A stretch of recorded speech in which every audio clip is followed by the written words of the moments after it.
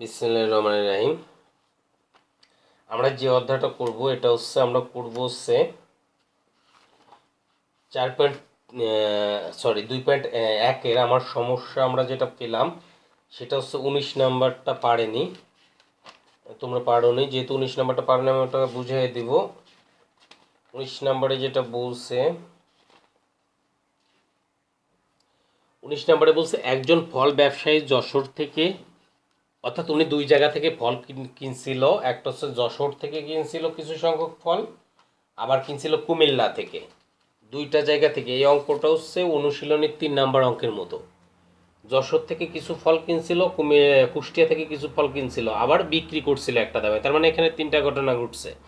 একটা হচ্ছে যশোর থেকে কিনছে, একটা হচ্ছে কুমিল্লা থেকে কিনছে, কুষ্টিয়া থেকে কিনছে, আর একটা হচ্ছে বিক্রি করছে একটা টাকা। এখন ক নাম্বারে যেটা বলছে ব্যবসায়ী যশোর থেকে 2500 কলা কি দরে ক্রয় করেছিল, এটা তো পারা উচিত ছিল। ব্যবসায়ী যশোর থেকে 2500 কলা, 2500 মানে কয়শো, 2500 মানে 100 কলা কয় টাকা দিয়ে কিনছিল। তাহলে লেখো, এটা হচ্ছে ক নাম্বার। যশোর থেকে কয়টি কিনছিল? 12টি কলা ক্রয় করে 34 টাকায়। 12টি কলা ক্রয় করেছিল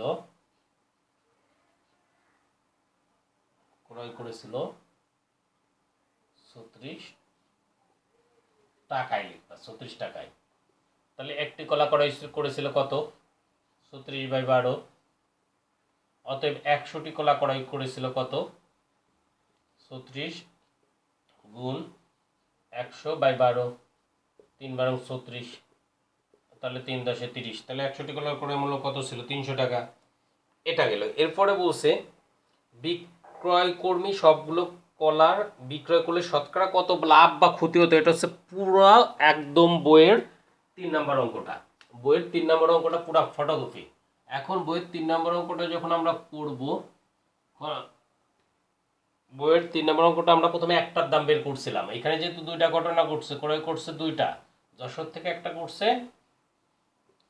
কুষ্টিয়া থেকে। তাহলে একটা যশোরে একটার দাম আমরা বের করি, তাহলে 3 টাকা আসলো। কুষ্টিয়া থেকে 18 টাকায় 18টি কলার 18টি কলা ক্রয় করেছিল।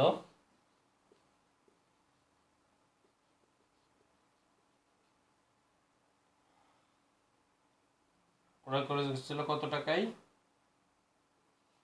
34 টাকায়। অতএব একটি কলা ক্রয় করেছিল 34/18 টাকায়, তাহলে 2 টাকায়। অতএব 1 + 1টি বা 2টি কলার, যেহেতু ক্রয় করেছিল তাহলে 2টি কলার ক্রয় মূল্য একবারে লিখে দিতে পারি। 2টি কলার ক্রয় মূল্য সমান 3 + 2 টাকা, সমান কত? 5 টাকা। তাহলে এটা আমরা 2টা কলার ক্রয় মূল্য পেলাম। 2টা কলার ক্রয় মূল্য কত পেয়েছি? 5 টাকা। এরপরে আবার বলছে ব্যবসায়ী বিক্রয় কর্মী 36 টাকায় 15টি দরে বিক্রয় করে। তাহলে বিক্রয় করছে এরপরে, তাহলে এটা গেল। এরপরে যেটা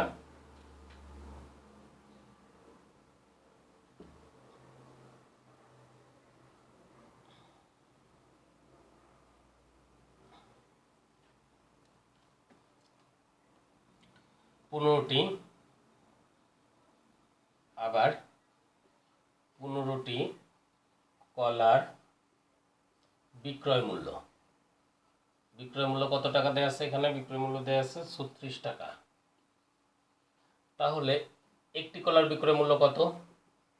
36/15। অথবা আমরা বের করবো কয়টা? 2টা। এটা মনে রাখতে হবে যে 2টা আমার বের করতে হবে, কারণ আগেরটা মানে যখন ক্রয় মূল্য বের করছি তখনও 2টা, তাহলে যখন বিক্রয় মূল্য বের করবো তখনও 2টা বের করবো। এটা ক্যালকুলেটরে চাপ দাও। ক্যালকুলেটরে চাপ দিলে আসবে হচ্ছে 4.8 এত টাকা। তাহলে এখন ক্ষতি হলো না লাভ হলো? আমার ক্রয় মূল্য ছিল 5 টাকা, বিক্রয় মূল্য এত, অতএব ক্ষতি হয়েছে। অতএব ক্ষতি ইকুয়াল টু 5 বিয়োগ 4.8 টাকা সমান 0.2 টাকা। ক্যালকুলেটর চাপ দিলে এটা পাবা। এখন 0.2 টাকা যে ক্ষতি হলো, এটা ক্ষতি হয়েছে কত টাকায়? এই যে টাকাটা ক্ষতি হলো, এটা ক্ষতি হয়েছে ক্রয় মূল্যের উপর নির্ভর করছে, অর্থাৎ ক্রয় মূল্য কত? ক্রয় মূল্য হচ্ছে 5 টাকা। তাহলে এখানে 5 টাকায় ক্ষতি হয় সমান 0.2 টাকা। 1 টাকায় কত ক্ষতি হয়েছে এটা বের করো, 0.2/5 টাকা। যেহেতু শতকরা বলছে তাহলে 100 টাকায় ক্ষতি হয়েছে কত এটা বের করো, 0.2 গুণ 100/5 টাকা ইজ ইকুয়াল টু কত টাকা? 4 টাকা। তাহলে কত আসলো? 4 টাকা। এই 4 টাকায় শতকরা তাহলে ক্ষতি হলো কত টাকা? 4 টাকা শতকরা ক্ষতি হলো। এরপরে বলছে ব্যবসায়ী 25% লাভ করতে চাইলে প্রতি হালি কলা কি দরে বিক্রয় করতে হবে? বিক্রয় চাইছে, বিক্রয় যেহেতু চাইছে কি দরে বিক্রয় করতে হবে, তাহলে আমরা ক্রয় মূল্যটা নিয়ে নিব এখান থেকে। আগে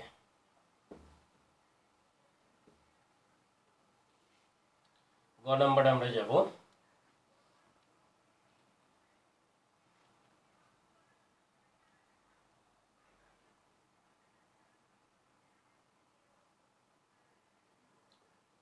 গ নাম্বারে যাব। এখানে বলছে 25% লাভ হয়, তাহলে আমরা জানি এরকম লাভ বা ক্ষতি থাকলে আমাদের তো মুখস্থ বিদ্যা, ক্রয় মূল্য 100 টাকা হলে কত পার্সেন্ট? 25%। তাহলে 25% লাভে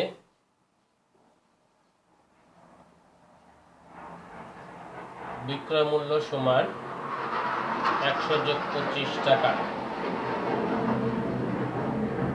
তাহলে কত? 125 টাকা। এটা হচ্ছে বিক্রয় করলো।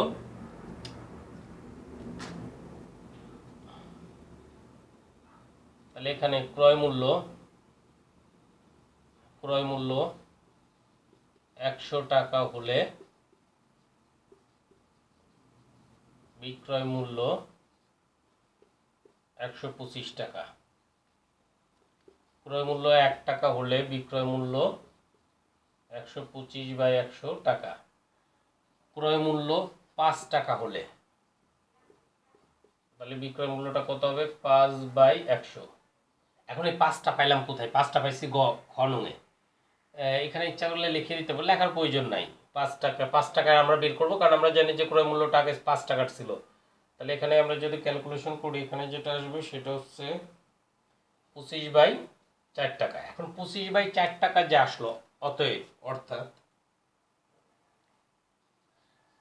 অর্থাৎ অর্থাৎ 5 টাকায় কয়টা কলা কিনছিল? অর্থাৎ 2টি কলার বিক্রয় মূল্য। এটা মুখস্থ রাখতে হবে, মনে রাখতে হবে, মুখস্থ না, সরি, এটা মনে রাখতে হবে যে 5 টাকাতে কিনছিল। দেখো খ নাম্বারে আছে 2টি কলার ক্রয় মূল্য আমরা 5 টাকা পাইছিলাম। তাহলে 5 টাকা মানে 2টি, অর্থাৎ 2টি কলার বিক্রয় মূল্য সমান কত টাকা হবে? বিক্রয় মূল্য সমান এত টাকা। এত টাকা আমরা জানি এক হালি সমান কত? 4টি।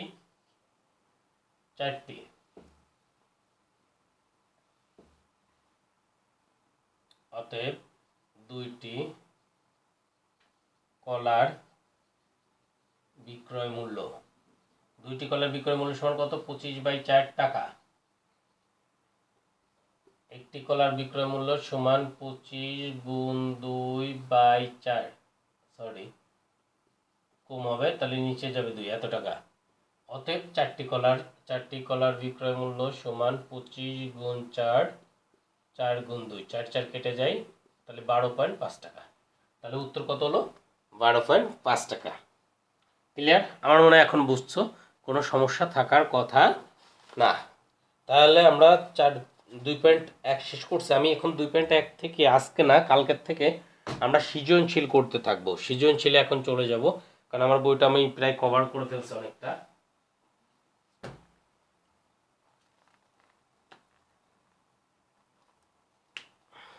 এরপরে আমরা যাব হচ্ছে ধর্মেতে। ধর্ম আমরা যেটা পড়তেছিলাম, ইংলিশটা পড়াইনি বলে। আচ্ছা, ধর্মটা যেহেতু ধরছে এটাকে শেষ করে নিই। ধর্মের আমরা পড়তেছিলাম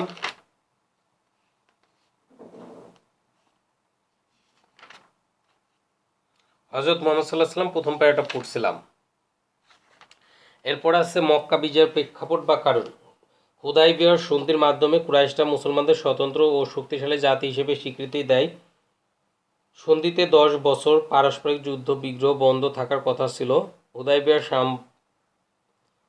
হুদায়বিয়ার সম্পাদিত চুক্তির শর্তাদি আরবের বনু খুআব গোত্র মুহাম্মদ সাল্লাল্লাহু আলাইহি ওয়াসাল্লাম এর সাথে এবং বনু বক্কর গোত্র কুরাইশদের সাথে মৈত্র চুক্তি আবদ্ধ হয়। বনু বক্কর গোত্র হুদায়বিয়ার সন্ধি ভঙ্গ করে কুরাইশদের সাথে মিলে ষড়যন্ত্র শুরু করে। তারা এক রাতে মুহাম্মদ সাল্লাল্লাহু আলাইহি ওয়াসাল্লাম এর সাথে মৈত্রী চুক্তিতে আবদ্ধ বনু খুয়া গোত্রের উপর আক্রমণ করে। এতে বনু খুয়া গোত্রে কয়েক ব্যক্তি আহত হয়। আরও অনেক বনু খুয়া গোত্রের লোকজন ঘটনাটি মুহাম্মদ সাল্লাল্লাহু আলাইহি ওয়াসাল্লামকে জানায়। তার কাছে সাহায্যের আবেদন জানায়। মুহাম্মদ সাল্লাল্লাহু আলাইহি ওয়াসাল্লাম চুক্তি অনুযায়ী তার সাহায্যে এগিয়ে আসেন। দ্রুত মারফত কুরাইশের কাছে তিনি এই ঘটনা কৈফিয়ত তলব করেন। তিনি তাদের জানালেন, তোমরা খয়া গোত্রের ক্ষতিপূরণ দাও, অথবা বনু বক্কর গোত্রের সাথে মৈত্রতা চুক্তি বাতিল করো, অথবা হুদায়বিয়ার সম্পাদিত চুক্তি বাতিল করো। কুরাইশের শেষেরটাই গ্রহণ করলো, হুদায়বিয়ার সন্ধি বাতিল করলো। তাহলে এখানে হযরত মুহাম্মদ সাল্লাল্লাহু আলাইহি ওয়াসাল্লাম কুরাইশদের কাছে কি কৈফিয়ত তলব করেছিল, এইখান থেকে পড়বা। এই তিনটা পয়েন্টটা পড়বা। ফলে হযরত মুহাম্মদ সাল্লাল্লাহু আলাইহি ওয়াসাল্লামের জন্য হুদায়বিয়ার চুক্তি বাধ্যতামূলক আর রইল না। পরে কুরাইশ বিষয়টি গুরুত্ব বুঝতে পারল। তখন আপোষ মীমাংসার জন্য কুরাইশ আবু সুফিয়ানকে মদিনায় পাঠালো। এই পর্বে আবু সুফিয়ান ব্যর্থ হয়ে ফিরে এলো। অর্থাৎ মুহাম্মদ সাল্লাল্লাহু আলাইহি ওয়াসাল্লাম মক্কা অভিযানের প্রস্তুতি নিতে লাগলেন। মক্কা বিজয়। হিজরি 8ম বছরে রমজান মাসে 10ম বছরের সাহাবী নিয়ে মুহাম্মদ সাল্লাল্লাহু আলাইহি ওয়াসাল্লাম মক্কা অভিমুখে যাত্রা শুরু করেন। মুহাম্মদ সাল্লাল্লাহু আলাইহি ওয়াসাল্লাম মক্কার অদূরে মাররুজ জাহারান নামক স্থানে তাঁবু গেড়ে অবস্থান নেন। অপ্রত্যাশিতভাবে উপনীত এই বিশাল বাহিনী দেখে আবু সুফিয়ান সহ মক্কাবাসী হতবাক হয়ে যায়। তারা বাধা দেওয়ার সাহস হারিয়ে ফেলে। বিনা বাধায় মুহাম্মদ সাল্লাল্লাহু আলাইহি ওয়াসাল্লাম জন্মভূমি মক্কায় জয় করেন। স্বীয় জীবন ও ইসলাম রক্ষার জন্য মুহাম্মদ সাল্লাল্লাহু আলাইহি ওয়াসাল্লাম একদিন মক্কা ছেড়ে মদিনা আশ্রয় নিয়েছিলেন। আজ বিজয়ী বীর বেশে তিনি জন্মভূমি মক্কায় প্রবেশ করলেন। সকলে তার কাছে আত্মসমর্পণ করল। তিনি আজ মক্কার একচ্ছত্ব অধিপতি। কথার অর্থ হচ্ছে একাই, উনি যেটা বলবে মক্কায় ওটাই চলবে। সত্যের বিজয় হলো আর মিথ্যার পরাজয় হলো। সত্যের পথে থাকলে বিজয় একদিন আসবেই। সত্যের পথে থাকলে বিজয় একদিন আসবে, কথাটি ব্যাখ্যা করো। এই প্যারাটা পড়বা। তাহলে দুইটা প্রশ্ন, এখানে এই তিনটা পয়েন্টটা পড়বা আর এখানের এই মক্কা বিজয়টা।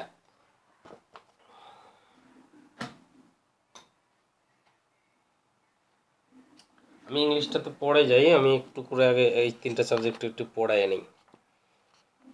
কালকে সমাজ আমরা যেটা পড়ছিলাম,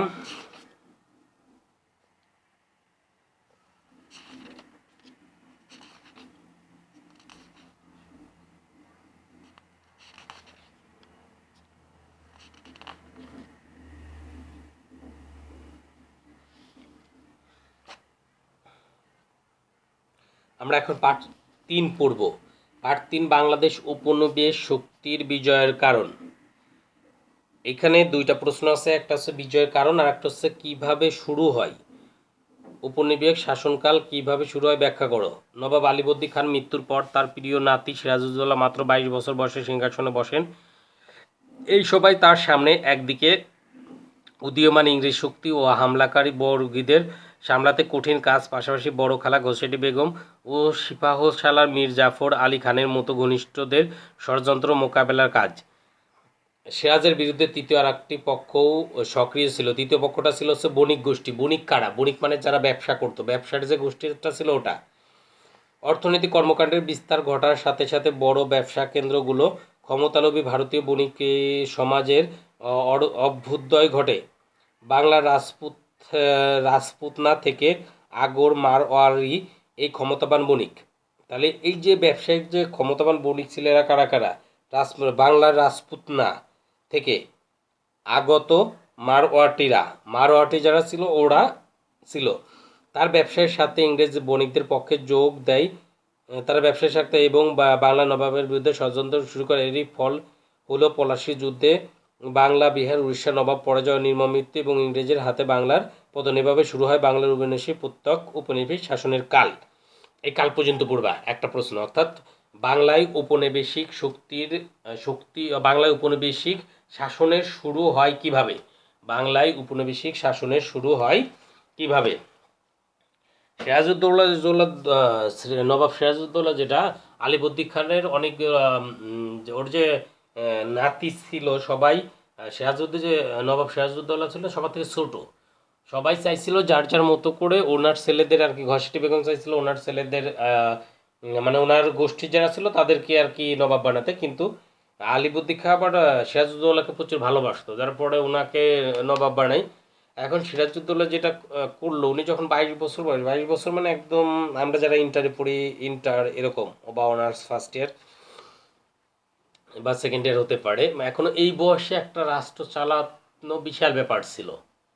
এখন আলিবর্দী খাঁ যেটা করলো, করার পরে এখন নবাব সিরাজউদ্দৌলাকে মানে ওই ছোটো মানুষকে বড় সবাই সম্মান জানাবে, এটা ওদের কাছে দ্বিধাদ্বন্দ্ব লাগলো, যার ফলে নবাবের বিরুদ্ধে আর কি ওরা যুদ্ধ ঘোষণা করলো। এখন নবাব একটা পর্যায়ে পলাশীর যুদ্ধে তো উনি পরাজিত হয়, পরে ওনাকে হত্যা করা। এখন যে নবাবকে যখন ধরে নিয়ে যায় তখন বাঙালিরা রাস্তা দিয়ে দাঁড়াইছিল, ওরা দেখতেছিল।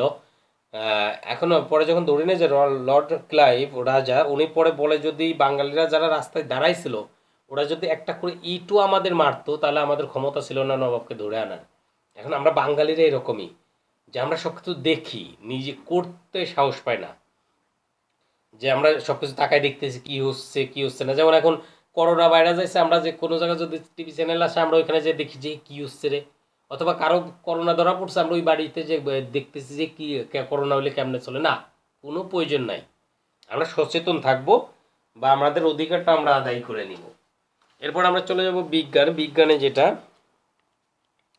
বিজ্ঞান আমরা পড়তেছিলাম 13 অধ্যায়। 13 অধ্যায়ে আমরা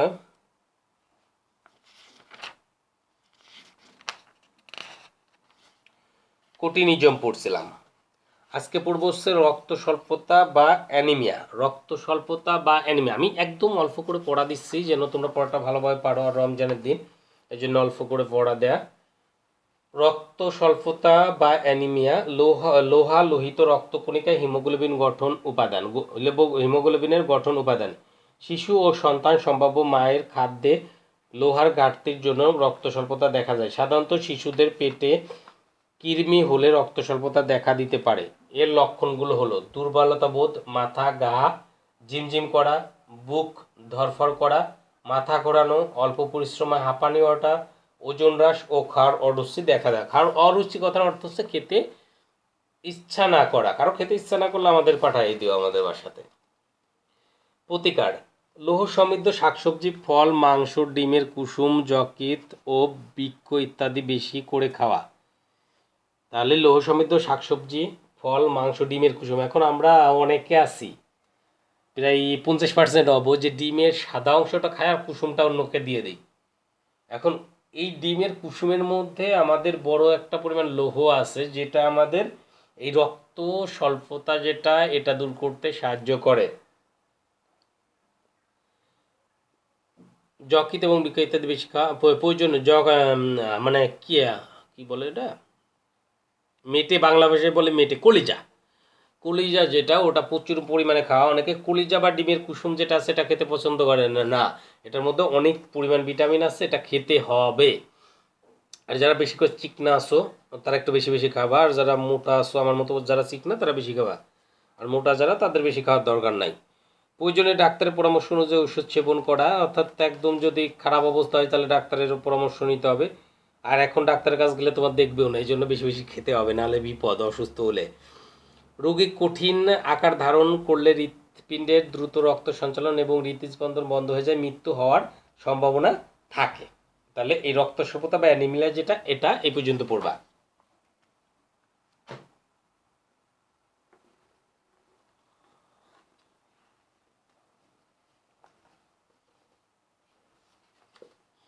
এরপর আমরা যাব ইংলিশে।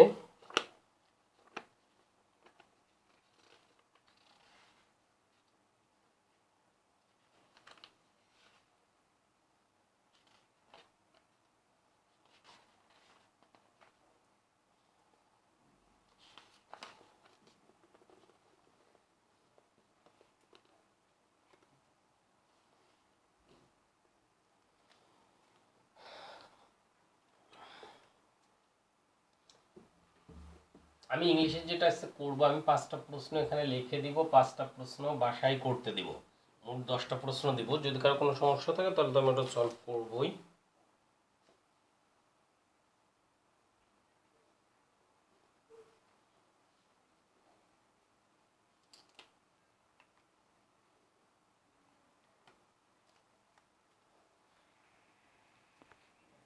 আমরা যেটা করতেছিলাম ইংলিশের আমরা আমি একটু ওয়েট করো, কারণ আমি নতুন বইটা একটু আনলাম।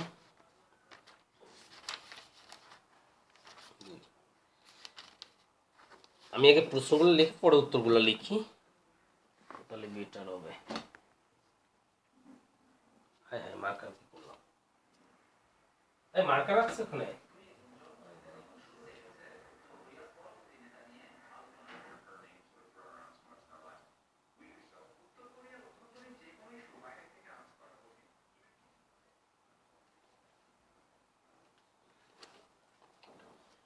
এরপরে আমরা যাব, আমরা 9 নাম্বার পর্যন্ত প্রশ্ন দিয়েছিলাম, তাহলে 10 number, 10 why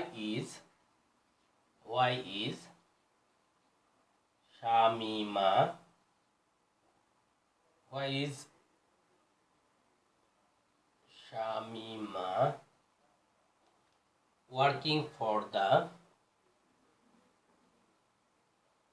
working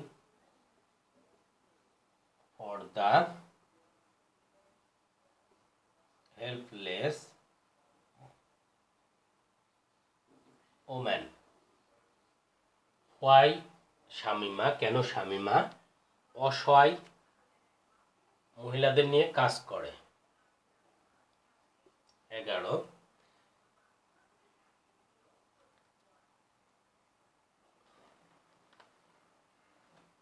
How did Shamima finish her story? How did Shamima finish her story? কিভাবে শামিমা তার গল্প শেষ করে। 3 number,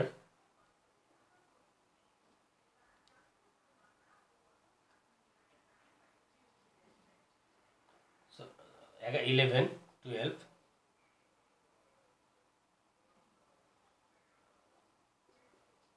What does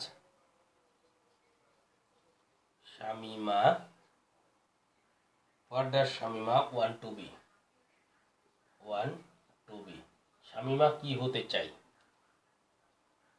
13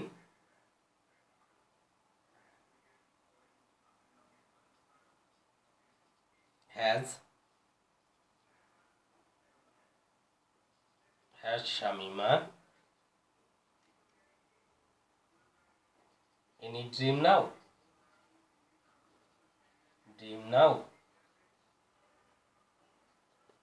If yes, যদি হ্যাঁ হয়, what is it, এটা কি।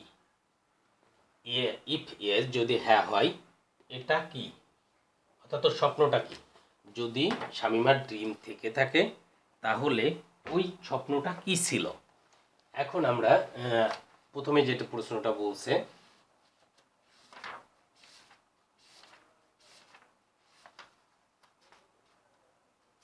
প্রথমে why is Shamima working for helpless people, Shamima কিভাবে অসহায় লোকদের সাহায্য করে।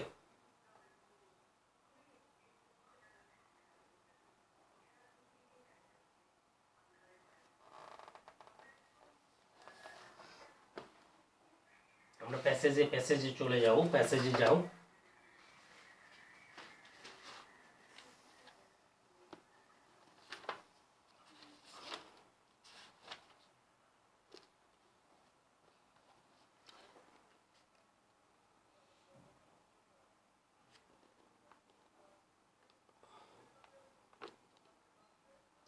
কেন শামিমা, তাহলে আমরা লিখি শামিমা ইজ ওয়ার্কিং, যেহেতু হয় আছে তাহলে Shamima is working from the helpless woman because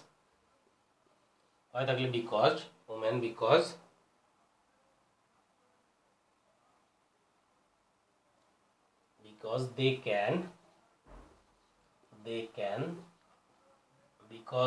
can live প্যাসেজে আছে পুরা because they can live এটা হচ্ছে তৃতীয় প্যারার last line because they can live with self respect and dignity সম্মান এবং আত্মমর্যাদা নিয়ে যেন বাঁচতে পারে। তারপরে শুনো how did Shamima finish her story how did Shamima finish her story Shamima এই গল্পটা কিভাবে শেষ করেছে।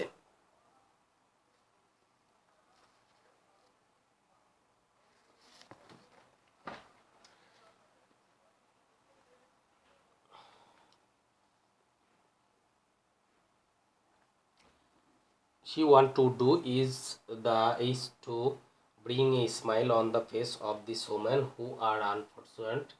Shamima want to be a famous designer. তাহলে এখান থেকে আমরা লিখি ডিড আছে, ডিড থাকলে ভার্বের past form. Shamima finish her story গল্পটা শেষ করেছে হাসি দিছিল একটা ফিনিশার, হাসলে যে কোনো মানুষকে অনেক সুন্দর লাগে। Finisher story with a smile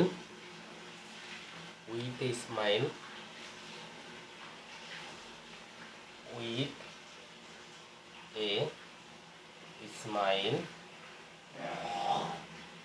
and এবং বাই টেলিং এবং বলেছিল যে বাই টেলিং দ্যাট এবং বলেছিল যে লাস্টের যে লাইনটা ওটা লিখে দিবা। লাস্টের লাইনটা she want to become a famous designer, একদম লাস্টের লাইনটা লিখে দেবে। তাহলে দেখো Shamima finish her story with smile, হেসে শেষ করলো হাসির সাথে, অ্যান্ড বাই টেলিং দ্যাট এবং বললো যে, অ্যান্ড বাই টেলিং দ্যাট লাস্টের লাইন লিখে দেবা। What does Shamima want to be, এখন শামিমা কি হতে চাই, Shamima want to be a designer, famous designer, লাস্টের লাইনটা লিখে দিবা, তাহলে হয়ে যাবে শেষ লাইনটা। এরপরে has Shamima any dream now, if yes what is it, তাহলে এখন কি শামিমার কোনো ড্রিম আছে? Yes, Shamima has a dream.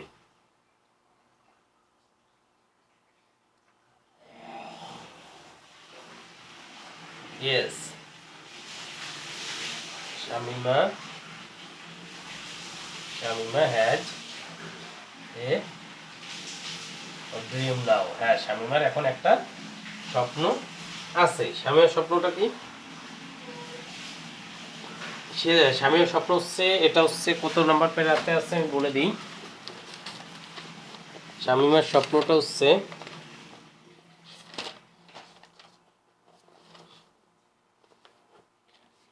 আমি এটা লিখবো না, তোমরা পারবা। এই যে Shamima has a dream now এর পরের থেকে যেটুকু আছে এটুকু পুরা লিখে দেবা। A dream to do something for the helpless people, she want them to feel useful, they can lives with self respect and dignity, এই ডিগনিটি পর্যন্ত লিখে দেবা, তাহলে হয়ে যাবে। এরপরে আমি যেটা করব, আমি 5টা প্রশ্ন দিয়ে দেবো, তোমরা বাসার থেকে ট্রাই করবে, যদি না পারো তাহলে বললে আমি ওটা সলভ করে দেবো। তার লাস্টে যে লিখে দেবো এই প্রশ্নটা যে আমি এটা পারিনি।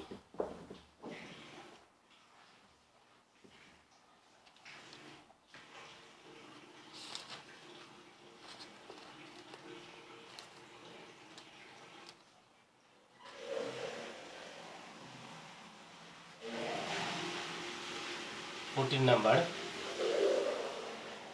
why did Shamima leave her husband. 15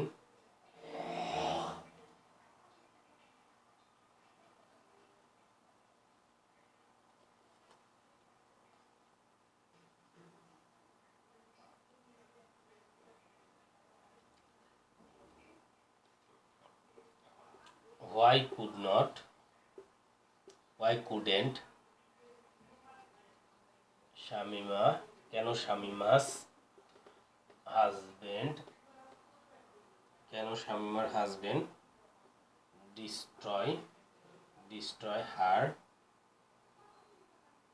destroy her mind, কেন তার স্বামী তার মনকে ভাঙতে পারেনি।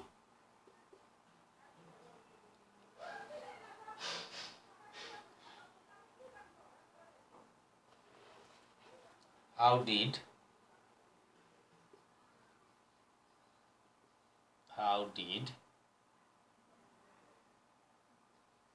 the conjugal life of Shamima start? 17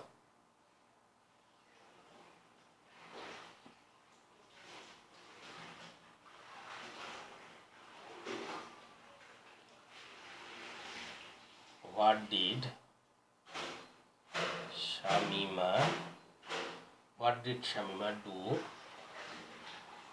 after leaving her husband? 18 number.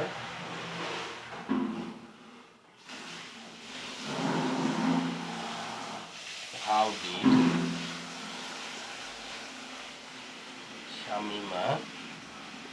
Shamima's husband behave with Shamima? এই প্রশ্ন 5টা তোমরা সলভ করবা, পড়ে আমাকে পাঠাবা।